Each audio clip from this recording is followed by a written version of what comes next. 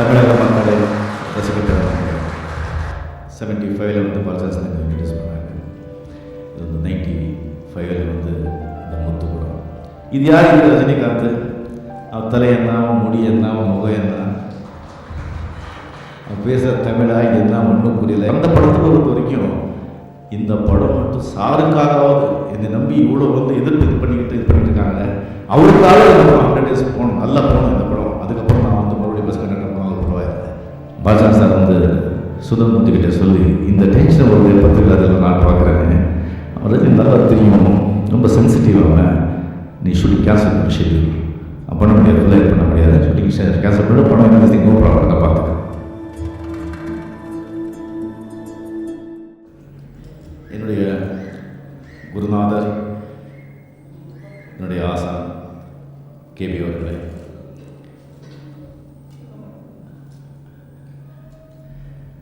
இங்கே வருகை தந்திருக்கும் அன்பார்ந்த விநியோகஸ்தர்களே, திரையரங்கு அதிகாரிகளே, பத்திரிகையாளர்களே, இந்த படத்தில் நடித்த நடிகர்களே, டெக்னீஷியன்ஸ்களே,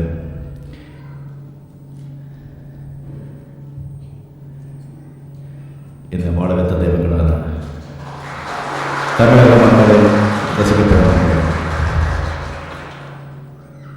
எல்லாருக்கும் என்னுடைய அன்பார்ந்த வணக்கத்தை தெரிவித்துக் கொள்கிறேன். முதல்ல இந்த படம் முத்து படம் இவ்வளோ பெரிய வெற்றியாளருக்கு காரணமாக இருந்த கவிதாலயம் ப்ரொடியூசர்ஸ் கந்தசுவாமி, புஷ்பா கந்தசுவாமி, அவங்களுக்கு என்னுடைய நன்றி. இதுக்கு இந்த படத்துக்கு நமக்கு எல்லாருக்குமே ஒரு முதுகெலும்பாக இருந்த கேபி அவர்களுக்கு, ரவிக்குமார், அவங்க குழுவினர்களுக்கு, எல்லா நடிகர்களுக்கு, மக்களுக்கு, எல்லாத்துக்கும் மேலே விநியோகஸ்தர்களுக்கு, திரையரங்கு உறவினர்களுக்கு என்னுடைய மனமார்ந்த நன்றியை தெரிவித்துக் கொள்கிறேன். நான் 75ல் வந்து பாலச்சந்திரன் இன்ட்ரடியூஸ் பண்ணாங்க. இது வந்து 95ல் வந்து இந்த முத்து படம். இந்த 20 ஆண்டுகளில் நான் ஒரு 146 அது 145 படங்களை ஆட் பண்ணியிருக்கேன். அந்த 2 படம் தான் நான் ரொம்ப டென்ஷனான படங்கள். 2 படம். முதல் படம் 3 முடிச்சு. அதில் வந்து என்ன மாதிரி டென்ஷன் சொன்னால், அப்போ வந்து கமல்ஹாசன் அவர்கள் நல்ல நட்சத்திரமாக இருந்தாங்க. பாலச்சந்திரன் சார் அவர்கள் கொண்டு வந்து நட்சத்திரமாக இருந்தாங்க. சொல்லத்தான் நினைக்கிறேன் அந்த மாதிரி கேரக்டரில் ஒரு வில்லன் கேரக்டரில் பண்ணியிருந்தாங்க. ஸோ அந்த 3 முடிச்ச படத்தில் வந்து ஆன்டி-ஹீரோ அந்த கேரக்டர் நான் தான் செய்யணும் அப்படின்னு சொல்லிட்டு பாலச்சந்திரன் சார். பட் ப்ரொடியூசர்ஸ் பிரேமாலியா, வெங்கட்ராமன் அண்ட் டிஸ்ட்ரிபியூட்டர்ஸ் எல்லாருமே என்ன இது முக்கியமான கதையை வந்து அந்த கதாபாத்திரம் இது கமல் தானே பண்ணணும், இது யார் இந்த ரஜினிகாந்த்? அவன் தலை என்ன, அவன் முடி என்ன, அவன் முகம் என்ன, அவன் பேசுகிற தமிழா என்ன ஒன்றும் புரியல, இவரை வந்து போட்டு எப்படி சொல்கிறாங்க, என்ன பண்ணுறது?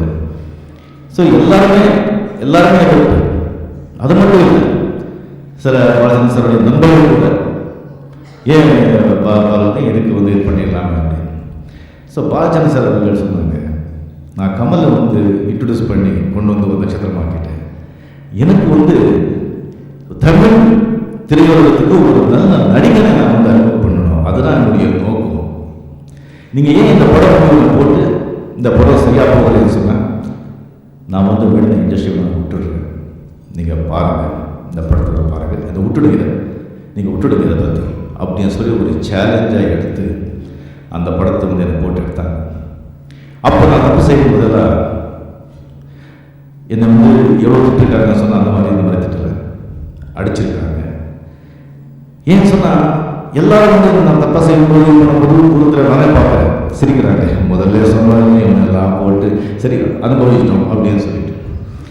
ஸோ எனக்கு எப்படி ஆகிடுச்சுன்னா, நான் வந்து நல்ல ஒரு ஸ்டார் ஆகணும் அப்படி ஆகணும் சொல்லி வந்து நம்ம அந்த படத்தில் வரைக்கும் இந்த படம் மட்டும் சாருக்காகவாவது என்னை நம்பி இவ்வளோ வந்து எதிர்ப்பு இது பண்ணிக்கிட்டு இருக்காங்க, அவருக்காக 100 days போகணும், நல்லா போகணும் இந்த படம். அதுக்கப்புறம் நான் வந்து மறுபடியும் பஸ் கண்டக்டர் போனாலும் பரவாயில்லை அப்படி நான் நினச்சேன்.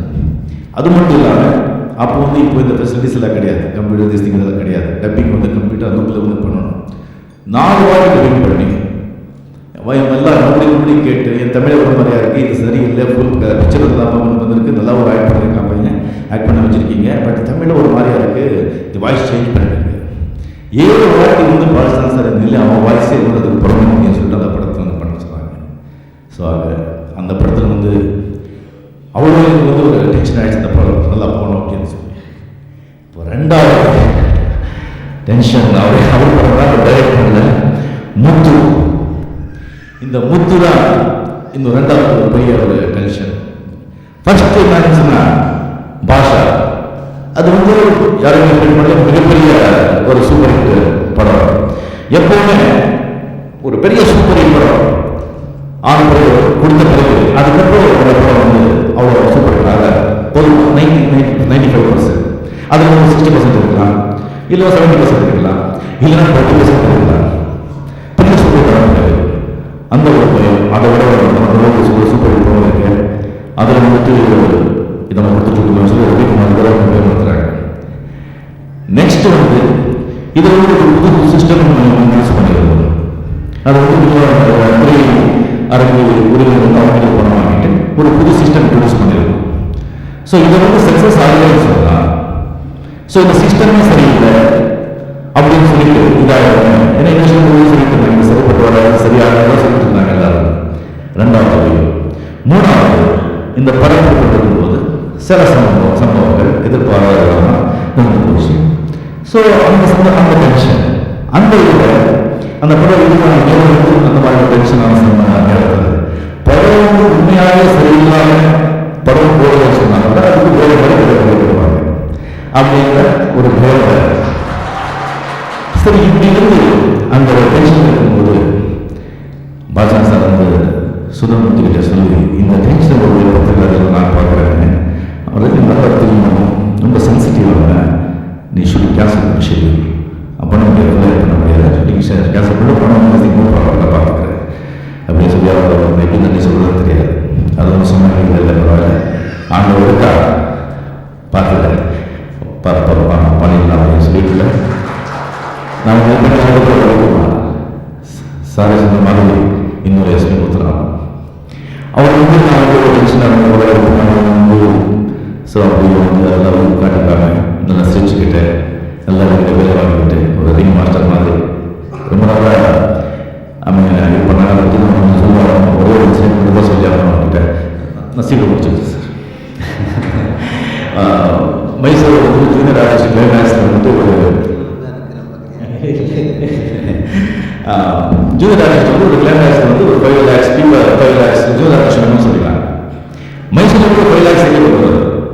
அதுக்கப்புறம் பார்த்தா இல்லை 1 லட்சம் தான் கொடுக்க முடிஞ்சது அப்படின்னு சொன்னாங்க. ரவிக்குமார் பார்த்துட்டு என்ன ஜூனியர் ஆர்டிஸ்ட் பார்த்தீங்கன்னா 1 லட்சம் தாமசம் 1 லட்சம் இருக்குது, சத்தியமாக சொல்லி கரெக்டாக சொல்லி 1 லட்சம் முடியாதுன்னு சொன்னாங்க. ஒரு கான்ட்ராக்ட் வருது. அதுக்கப்புறம் என்ன சார் நீங்கள் நான் என்ன பாருங்க 1 லட்சம் சார் அப்படின்னு சொன்னாங்க. ஆளுக்கு வந்து ஒரு பீஸ் நினைக்கிறேன். நீங்கள் என்ன பாருங்க சார் வேண்டாம் இல்லை சார் என்ன பாருங்க சார் 1 லட்சம் சார் என்கிட்ட பண்ணாங்க சார் தயவு செஞ்சு ஒரு 1 hour டைம் கொடுங்க, நீங்கள் கொஞ்சம் ரிலாக்ஸ் பண்ணுங்க, கொஞ்சம் வேலை இருக்குது அப்படின்னு சொல்லிட்டு ஜென்ரேட்டர் ஆஃப் பண்ணுங்க அப்படின்னு சொல்லி யார் யார் இருந்தாலும் கம்ப்ளீட்டாக நம்ம ஆர்டிஸ்ட் ஜூனியர் ஆர்டிஸ்ட் ப்ரொடக்ஷன் எல்லாமே வாங்கலாம் அப்படின்னு கூப்பிட்டு எல்லாரும் நிற்க வச்சு எண்ணி ஆரம்பிச்சாங்க. அப்படி எண்ணி பார்த்தா 80,000 ஸோ அவர் வந்து எப்படி என்ன போகிறாங்க அங்கே தெரியும். ஸோ அந்த மாதிரி ஒரு ரிங் மாஸ்டர். ஸோ இந்த வந்து இந்த படம் பெரிய வெற்றி இருக்குதுன்னு சொன்னால் ஸோ டெஃபினெட்லி அது வந்து ரவிக்குமாரோடைய உழைப்பு அந்த பாலச்சந்திரன் சார் வந்து அவர் படம் வந்து அவர் பார்க்க மாட்டாங்க. இந்த படத்தை வந்து 6 படம் பார்த்து 6,000 படம் பார்த்த பிறகுதான் இந்த கை கொடுத்து ஒரு டென்ஷன் பண்ணி பிக்சர் சக்ஸஸ்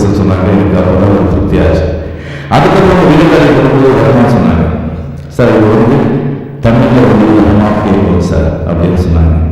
அப்போ தான் எனக்கு நம்பிக்கை வந்தது. அதுக்கு ஒரு வேறு சொன்னாங்க, சார் அவங்க நல்லா உழைச்சிருக்கோம், அது நீங்கள் பாருங்கள், அந்த படம் வந்து நீங்கள் முத்து வரக்கூடாது அப்படின்னு சொன்னாங்க.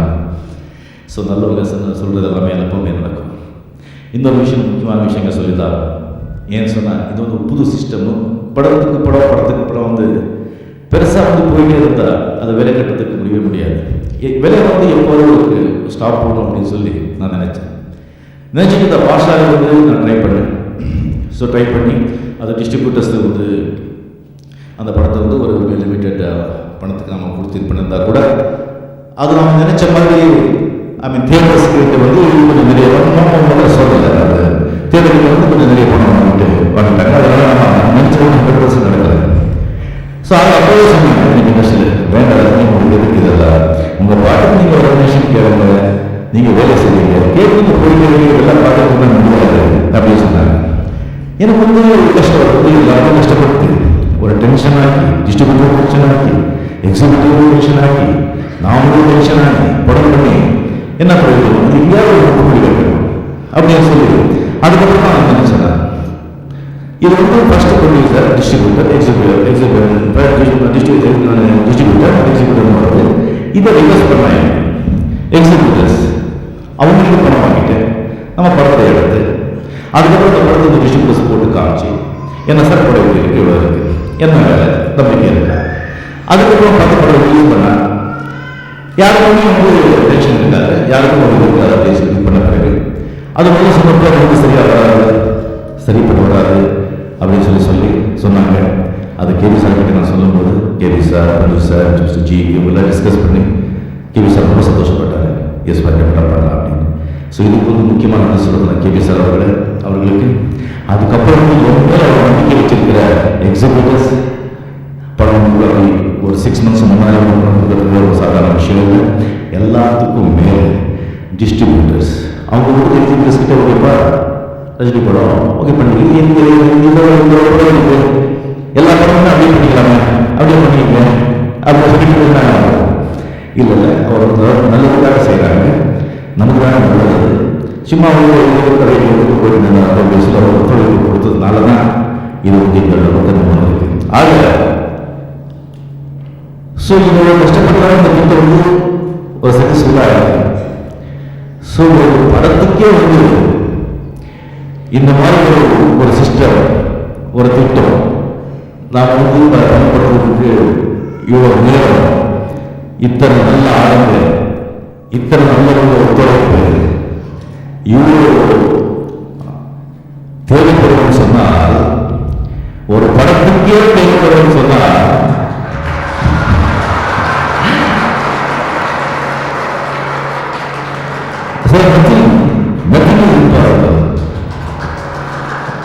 நம்மளால் முடியாத எதுவுமே இல்லை. பட் அந்த நேரம், நல்ல ஆளுங்கள், நல்ல நேரம் எடுத்துக்கிட்டு நம்ம சரியான முறையில் அது ஒரு கொண்டு போய் பெண்ணாக எந்த காலமே அவர்கள் நல்ல எண்ணத்தோட நல்ல மனத்தோட எல்லாரும் நல்லா இருக்கணும். அந்த ஒரு நல்ல உணர்வோட நல்ல உணர்வோட சேர்ந்து எந்த வேலை செஞ்சால் கூட அது ஆண்டவன்